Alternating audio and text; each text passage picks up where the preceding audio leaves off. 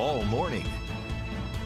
Good morning, everybody. We're wrapping things up at the Indiana Historical Society and with Angela Wolfgram, a researcher here. And in the previous three segments, we looked at this brand new exhibit downstairs, which is based on a soldier in the Union, David Beam. Is that correct? Correct. Correct. And you've researched him for over a year. Okay. First, tell us, why did you pick, of all the, and you've got many letters from him that we'll talk about. Why did you pick that letter?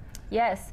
Well, the letter is all about his experiences in the Battle of Gettysburg, and with that being one of the most notable battles of the Civil War, it just felt natural to pick that one. But you had almost 200 almost 200 other letters. And where did they come from? Yeah, so they all come from the family, donated them back in 1959, so we've had them in our collection for a long time, and you know, we've known about them. That letter from Gettysburg has always been special to us in the collection, but it's just now that we're getting a chance to actually feature it in a significant way. Well, as we look at some of these letters that you've put out, and you've read virtually all of them, many of them. Do you feel like you've come to know this human being? I do. I do. For one thing, I will just say he has excellent penmanship, and that is not always guaranteed.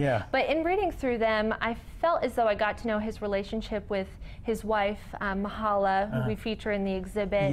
How much he was missing her, how much he wished that they could be together. But he also speaks about how he felt compelled to fight, and he felt as though he was doing the right thing, fighting to preserve the Union. Did he talk much about what it was like? I mean, obviously we see images of the Civil War as we do with the Vietnam War in real film, but those images of death and how that affected him? He does speak to that. He speaks to losing friends throughout the course of the battle, and the people around him just kind of slowly dying off. And then certainly in the Gettysburg letter and other letters, he speaks to just the horrors that he sees. But I do feel as though he also tries to protect his wife a bit in what he writes, and probably doesn't always reflect the true horrors that he's experiencing and seeing. He's trying to make her feel a little bit better about what he's experiencing. So to wrap this up, this exhibit is open until for a while? For 17, 18 months, yeah. 17, 18 months. It's going to be open for a long time. And if you have letters like this at home, oh my word, don't keep them in your basement, right? Donate them. We'd love to have them so that they can be preserved for future generations. Terrific. Angela, thank you very much. Thank you. Back to the studio.